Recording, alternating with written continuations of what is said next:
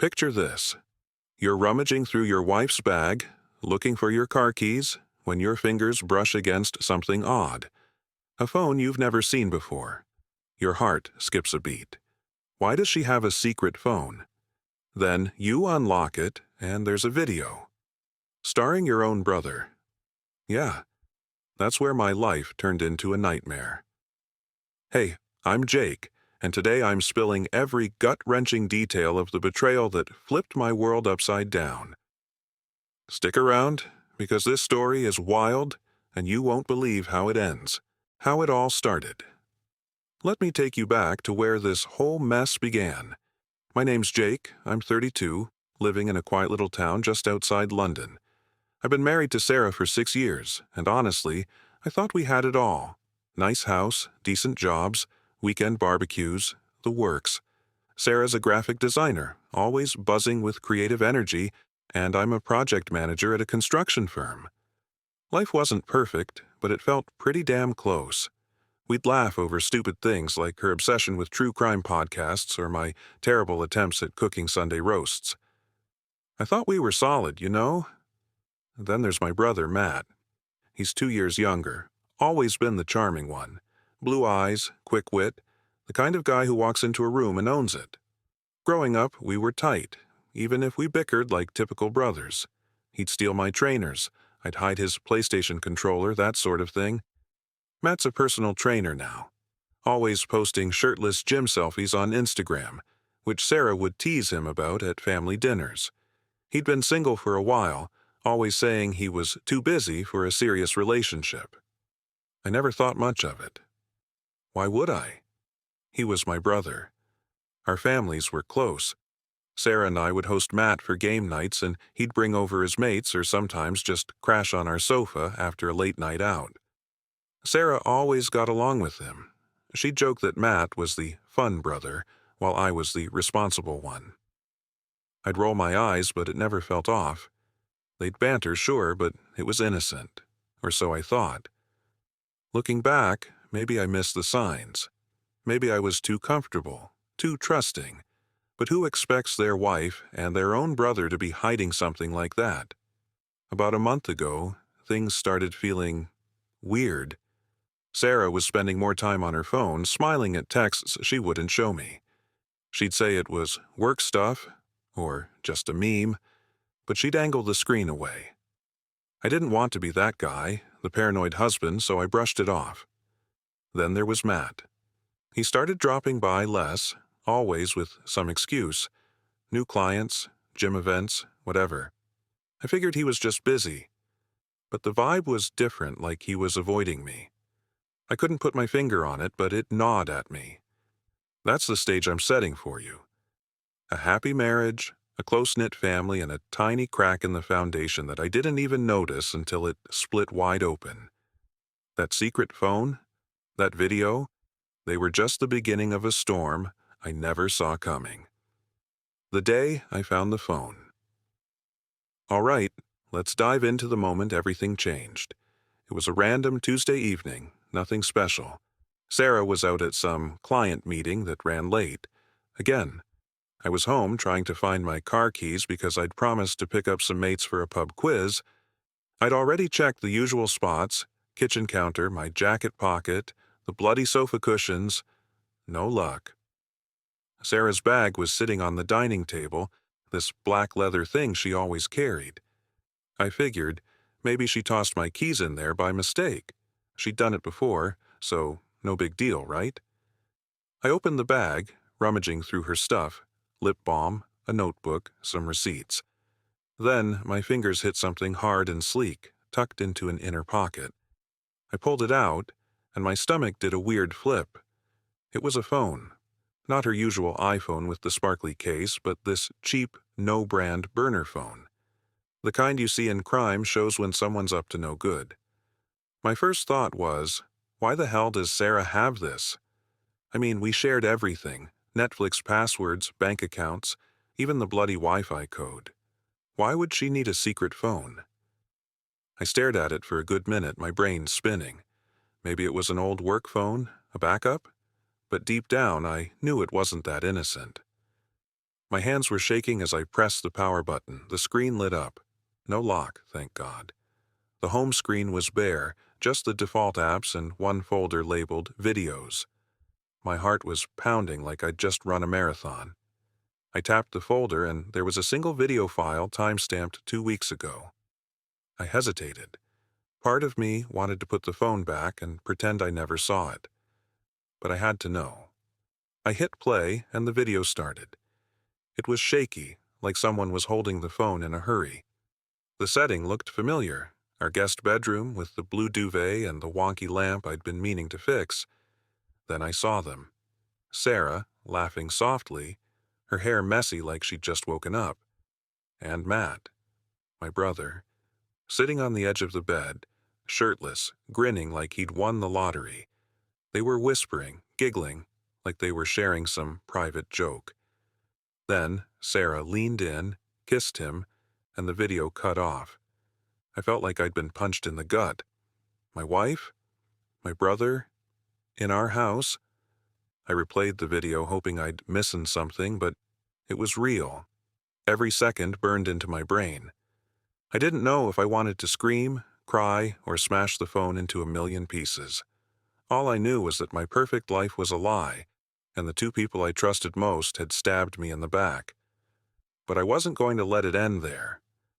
Oh no, I was going to find out exactly what was going on and make them pay for it. Digging deeper. The first clues. After watching that video, I was a mess. My hands wouldn't stop trembling, and my chest felt like it was caving in. I sat there on the dining room floor, the burner phone clutched in my hand, replaying those 17 seconds of betrayal over and over. Sarah kissing Matt. Matt's smug grin. The guest bedroom I'd painted myself 2 summers ago. It was like my brain couldn't process it, like I was stuck in some twisted nightmare I couldn't wake up from. But I wasn't going to just sit there and let this destroy me. If Sarah and Matt thought they could play me like this, they were about to learn who they were dealing with. I needed answers, and I was going to get them, no matter what it took. First things first, I had to calm down. I poured myself a glass of whiskey, straight, no ice, because who has time for that when your life's imploding? The burn in my throat grounded me, gave me something to focus on besides the rage bubbling inside. I knew I couldn't confront Sarah or Matt yet. If I stormed in, screaming and waving the phone, they'd just deny it or spin some bullshit story. No, I had to be smarter than that. I needed evidence, a plan, something to make sure they couldn't wriggle out of this. So I started digging. I went back to the burner phone, checking every corner of it. No contacts, no call logs, no texts, just that one video. It was weirdly clean, like it was only used for this one purpose. That made it even creepier, like they'd planned this carefully. I checked the video's metadata, filmed at 2:17 a.m. 2 weeks ago, on a night Sarah told me she was working late, and crashed at a friend's place. Yeah, right. I remembered that night because I'd been annoyed she didn't text me until morning. Now I knew why. The thought of her sneaking around with Matt while I was asleep in our bed made my skin crawl. Next, I turned to Sarah's regular phone. She was still out, so I had time. I knew her passcode, our anniversary, 0607, which now felt like a cruel joke. I scrolled through her texts, emails, anything that might give me a hint. At first, nothing stood out. Work chats, group messages with her mates, a thread with her mom about Christmas plans, but then I found a deleted text thread with Matt. She hadn't emptied the recently deleted folder, thank God. The messages were vague but damning.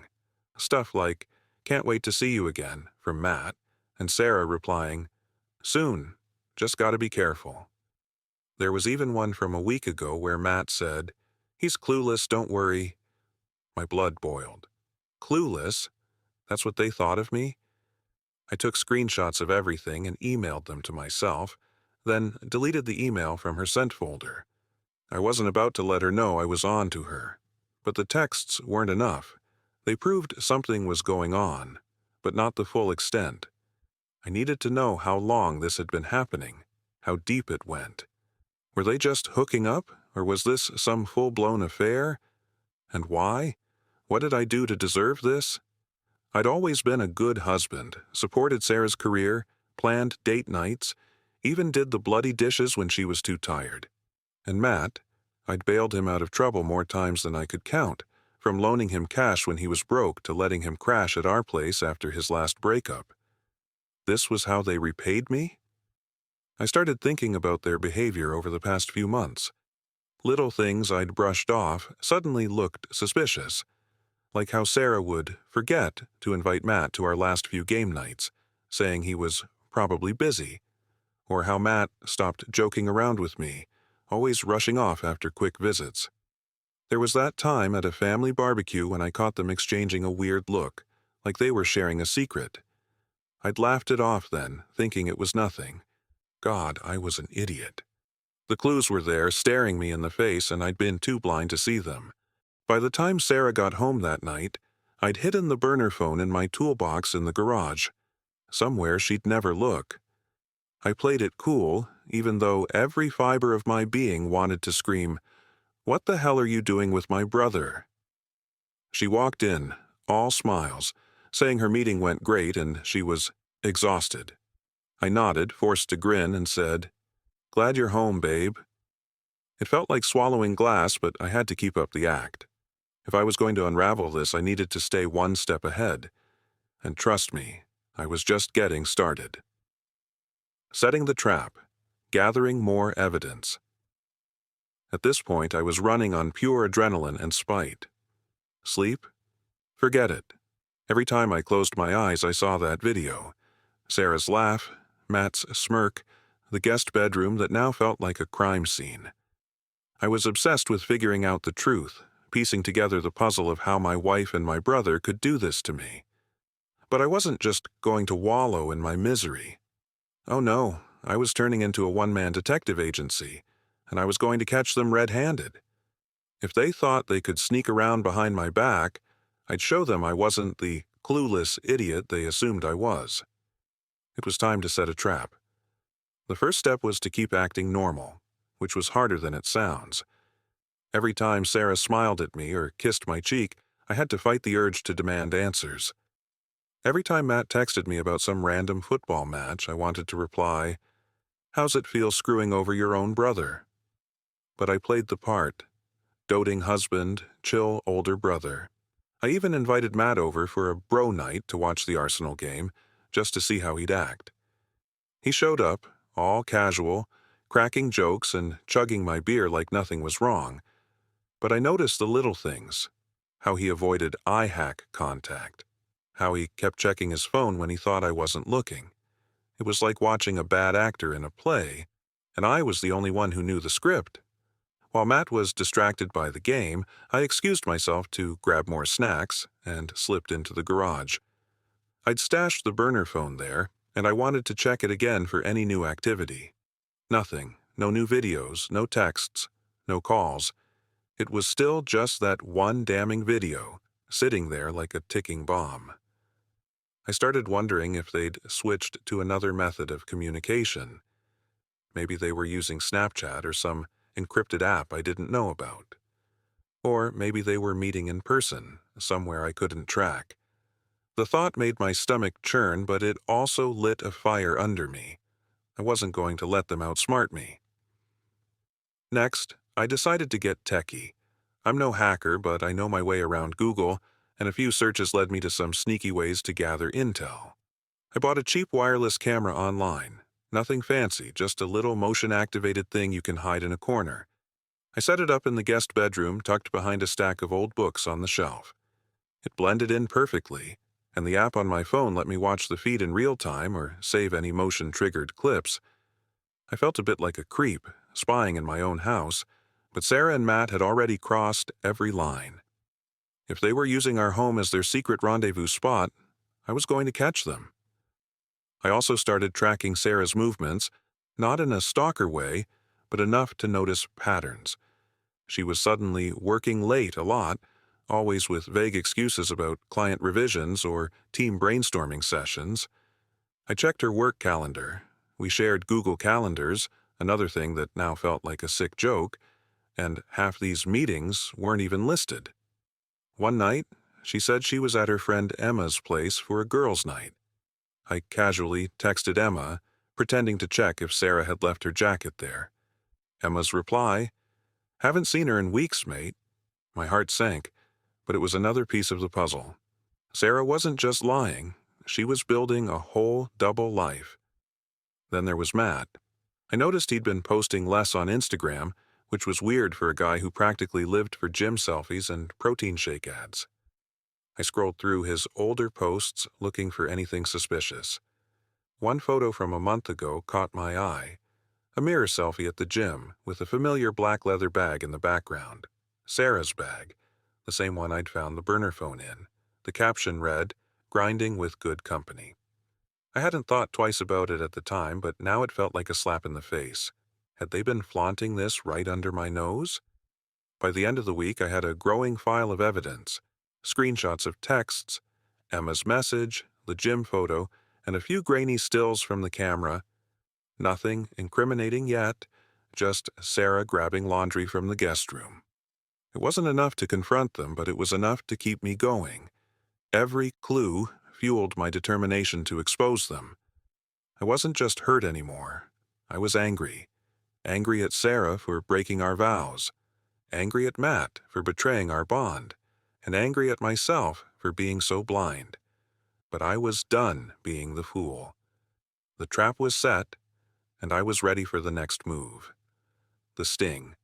Catching them in the act by now, I was in deep, too deep to turn back. My life had become a bizarre mix of playing the oblivious husband at home and channeling my inner Sherlock Holmes when Sarah wasn't around. The wireless camera, the screenshots, the burner phone hidden in my toolbox. It was all building toward something, but I still didn't have the smoking gun I needed. That one piece of undeniable proof that would leave Sarah and Matt with nowhere to hide. I was close, though. I could feel it. The lies were piling up, and their house of cards was about to come crashing down. All I needed was the right moment to pull the trigger, and I was ready to make it happen. I started thinking strategically, like I was planning a heist instead of busting my cheating wife and backstabbing brother. The key was to catch them together, ideally in a way that left no room for excuses. No, "we were just talking," or "you're overreacting" nonsense. I needed them on tape, in a situation so blatant they couldn't talk their way out of it. But how do you orchestrate that without tipping them off? They were already being careful, using burner phones, sneaking around at odd hours. I had to outsmart them, and I had to do it fast before they got suspicious, or worse, decided to cover their tracks completely. The opportunity came when Sarah mentioned she was going away for a weekend work retreat. She spun a whole story about a team-building thing at some countryside hotel, complete with details about trust falls and PowerPoint presentations. It sounded convincing, but I wasn't buying it anymore. I checked her work calendar. Nothing about a retreat. I even called her office, pretending to be a client, and her colleague said Sarah had taken personal days. Personal days, my arse. I had a hunch she was planning to meet Matt, and I was going to make sure I was there when it happened. I decided to give them just enough rope to hang themselves. I told Sarah I was swamped with a big project at work and would be stuck at the office all weekend, maybe even sleeping there to meet deadlines. I played it up, groaning about spreadsheets and cranky clients, and she bought it hook, line, and sinker. "Oh, babe, that sounds brutal," she said, all sympathetic, while probably mentally planning her getaway with Matt. I even texted Matt, saying I'd be out of commission for a few days and we'd catch up later. His reply was quick, "No worries, mate, take it easy," but I could almost hear the relief in his words. They thought they had a clear shot. Perfect. Here's where things got sneaky. I rented a car, a boring gray sedan, nothing like my usual blue Ford, so I could tail Sarah without being spotted. I also upgraded my tech game. The guest bedroom camera hadn't caught anything juicy yet, so I added a second one, this time in the living room, hidden inside a fake plant I bought from a home goods store. It was motion activated, with night vision, and synced to my phone. If they were bold enough to use our house again, I'd have them on video. But my gut told me Sarah's retreat was the real jackpot, so I focused on tracking her. On Friday evening, Sarah left, all dolled up with a packed overnight bag. She kissed me goodbye, saying she'd miss me and to stay sane at work. I smiled, told her to have fun, and watched her drive off. The second she was out of sight, I grabbed my rental car keys and followed, keeping a safe distance. She didn't head toward any countryside hotel. Instead, she drove to a small motel about an hour outside town, a dingy place called the Starlight Inn, with flickering neon signs and a car park full of rusty vans. Classy. I parked across the street, slouched low in my seat, and waited. Sure enough, 20 minutes later, Matt's black Jeep pulled in. My heart was pounding so hard I thought it had burst. He got out, looked around like he was in a spy movie, and headed straight to room 12. Sarah's car was parked right outside it. I watched her open the door, and they hugged, way too long for just friends. I couldn't hear what they were saying, but their body language screamed guilt. I pulled out my phone and started recording, zooming in as much as I could. It wasn't HD, but it was clear enough to show them disappearing into the room together, with Matt's arm around her waist. I sat there for hours, my mind racing. Part of me wanted to kick the door down and confront them right then, but I held back. This was bigger than a shouting match in a motel car park. I needed to build an airtight case, something that would hit them like a freight train when I was ready to drop it. So I kept recording. Every time they opened the door, every glance they exchanged. At one point, Matt stepped out to grab takeaway from a nearby chip shop, and I got a clear shot of his face. Sarah poked her head out, laughing, and I caught that too. It was like they were on some romantic getaway, not a care in the world, while I was sitting there, my whole life crumbling. By the time I drove home that night, I had hours of footage, plus alerts from the living room camera showing they'd been in our house earlier that week, cozying up on the sofa when I was at work. It was more than enough to prove what they were doing. But I wasn't done yet. I wanted to make sure they felt the weight of their betrayal, just like I did. The sting was complete, but the real payback was still to come. Planning the payback, with the evidence locked and loaded, videos, screenshots, timestamps. I was ready to turn the tables. Sarah and Matt thought they'd played me for a fool, but now I held all the cards. My anger had morphed into something colder, more calculated. I wasn't just going to confront them, I was going to make them face the consequences in a way they'd never forget. This wasn't about revenge for revenge's sake. It was about justice, about showing them that betraying me came with a price. But I had to do it right, or I'd risk looking like the bad guy. So I started planning the perfect takedown. First, I backed up all my evidence. Every video, every text, every photo went into a password-protected folder on my laptop, with copies on a USB drive I hid in my office. If Sarah or Matt tried to deny anything, I'd have proof they couldn't dodge. I also took a hard look at my life with Sarah. Our marriage was over, and that much was clear. I contacted a solicitor quietly, just to understand my options for divorce. I wasn't ready to file yet, but I wanted to be prepared. The solicitor warned me to keep my emotions in check and avoid doing anything rash, like public shaming, that could backfire legally. Fair enough, but I wasn't planning a social media meltdown. My payback would be personal, precise, and devastating. The idea hit me during a sleepless night. A family dinner. We hadn't had one in a while, and it'd be the perfect stage. I'd invite Matt, our parents, and a couple of close cousins who'd always been like siblings to us. Sarah would think it was just a cozy get-together, and Matt would assume he was safe in a crowd. They'd let their guard down, and that's when I'd strike. I started setting it up, casually mentioning to Sarah that I wanted to reconnect with the family after being so busy with work. She loved the idea, probably thinking it'd help her keep up the perfect wife act. Matt agreed to come, sounding a bit hesitant, but not enough to raise flags. The trap was set. I spent the next few days scripting my move. I'd wait until dessert when everyone was relaxed, maybe a bit tipsy from wine. Then I'd stand up, say I had something to share, and play a highlight reel of my evidence on my laptop, carefully edited to show the worst moments, like the motel hug and the guest bedroom video. I'd keep it short, maybe 30 seconds, just enough to make it crystal clear what they'd done. I wouldn't yell or curse. I'd let the footage speak for itself. Our family would see Sarah and Matt for who they really were, and they'd have to face the shame in front of the people who mattered most. I also planned my exit. After the video, I'd calmly announce I was leaving Sarah and cutting Matt out of my life. I'd already booked a hotel for a few nights and packed a bag, ready to walk out the door. No arguments, no excuses, just me taking back control. The thought of their faces when the video played kept me going. Would Sarah cry? Would Matt try to lie his way out? I didn't care. All I knew was that I was done being their victim. The dinner was 2 days away, and I was ready to end this chapter on my terms. Kicking off the fireworks. The night of the family dinner arrived, and I was a bundle of nerves and determination. The dining room was set, candles flickering, plates piled with roast chicken and mashed potatoes, laughter bouncing off the walls. Sarah was in her element, playing the perfect hostess, while Matt cracked jokes with our cousins. Our parents were there, beaming, oblivious to the bomb I was about to drop.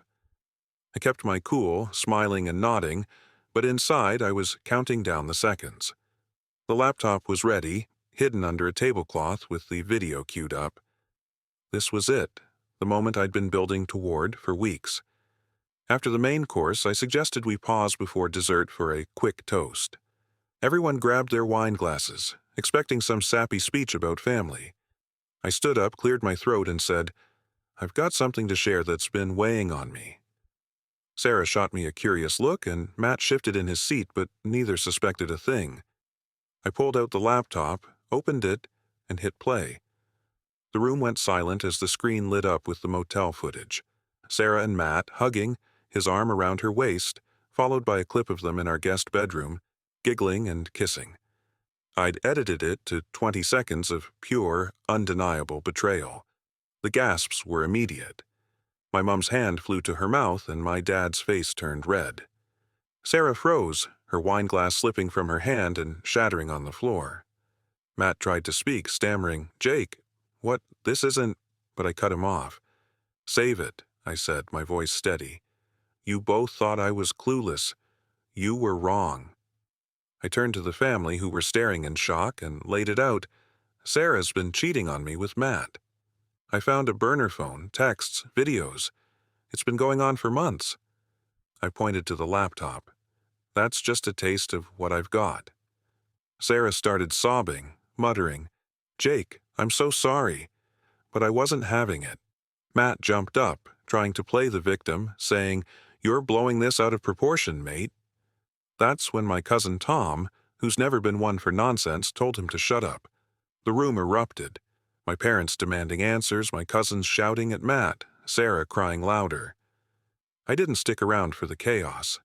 I grabbed my packed bag from the hallway, looked at Sarah and Matt one last time, and said, "You two deserve each other. I'm done." Then I walked out, leaving them to face the family's wrath. The fallout and why. It mattered. Driving to the hotel, I felt a strange mix of relief and pain. I'd exposed them, stripped away their lies in front of everyone who mattered. The consequences were immediate. My parents called later, furious with Matt, saying they were cutting him off until he made things right. My cousins spread the word, and Matt's gym clients started dropping him after hearing about his betrayal. Sarah tried texting me, begging to explain, but I blocked her. I'd already contacted my solicitor to start divorce proceedings, and I was crashing at a mate's place while I figured out my next steps. That dinner wasn't just about airing dirty laundry, it was about taking back my dignity. Sarah and Matt had humiliated me in private, thinking they'd get away with it. By exposing them publicly, I made sure they felt the same shame and isolation they'd inflicted on me. It wasn't petty revenge, it was accountability. Their actions had consequences, not just for me, but for our entire family, which was now fractured. I knew rebuilding my life would be hard, but walking away that night, I felt free for the first time in months. I was no longer the clueless husband or the betrayed brother. I was Jake, and I was in control. So there you have it, the wild, gut-wrenching saga of how I went from a happy husband to uncovering a double betrayal by my wife and my own brother. Finding that burner phone and exposing Sarah and Matt at that family dinner was like ripping off a plaster. It hurt like hell, but it set me free. I'm moving forward now, starting divorce proceedings and cutting ties with Matt for good. My family's still reeling, but I've got their support, and I'm rebuilding my life one day at a time. If you enjoyed this roller coaster of a story, smash that like button and subscribe for more real-life drama. I've got plenty more where this came from. Drop a comment below. What would you have done in my shoes? Have you ever faced a betrayal like this? Let's get the conversation going, and I'll see you in the next video.